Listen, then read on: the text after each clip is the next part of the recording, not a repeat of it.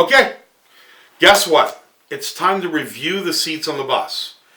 You know that old nursery rhyme, the wheels on the bus go round and round. Well, it's time for you, the bus driver, to be able to sit down and look at who's on the seats on the bus. Do we have the right people on the bus, for the first thing? And number two, are they on the right seats on the bus? So when we look at our business plan, we look at executing the business plan. We need to have the right people and the right seats on the bus. So, one, determine, are they on the right bus? It's okay if they're not. Stop at the next bus stop, let them off. There's more buses for them. They were okay before you, they'll be okay without you. Right? Next, look at what they're doing inside your company. Are they fulfilling their highest talent in the seat that they are within your bus? If they're not, they're probably not happy. If they're not, they're probably not fulfilling the highest, greatest need in your company. And two, they're probably looking for another job. They're just staying with you till they find one. If they're not, they're actually not contributing to the highest dollar return to your company.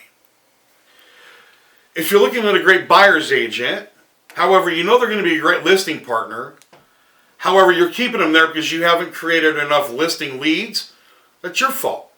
Because that buyer's agent's going to get tired and they're going to go find another job. If you have a listing partner that's just tired, they're tired of doing it. You know, can they be a mentor? Can we, you know, if we're giving a 50% split, right? And we've got somebody who's been on the team forever, and there's no growth potential. It's just sell more, sell more, sell more. Couldn't we put them as a mentor?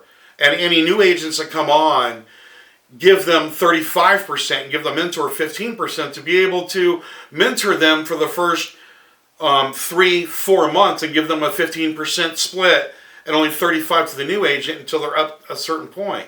Give them a way of being able to create more wealth and being able to keep them interested in the team, being able to give them a seniority position. So the seat on the bus isn't just the worn out seat. Can we create another seat and utilize their skills as a mentorship? Do we have the right operations people? Are we looking at the support team where they're the right people on the bus? So not only on the right bus, but are they the right seat on the bus? That's going to be a huge piece when you're implementing your business planning, your strategy for your company. Are we overworking the people in the seats? Do we need to have 2 seats instead of 1? That's another strategy we have to look at. We need to do a stress test.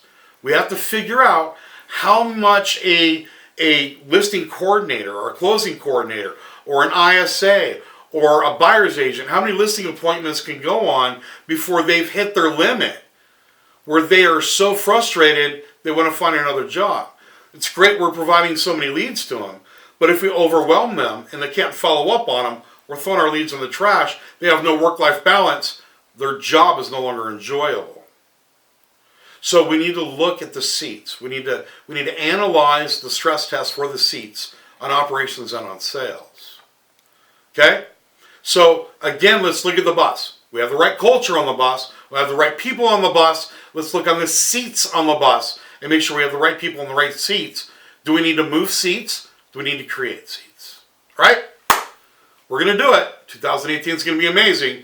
1 week at a time, 1 day at a time, 1 phone call at a time. And remember, our jobs are to build people, and our people build our companies. God bless. I'll talk to you next week.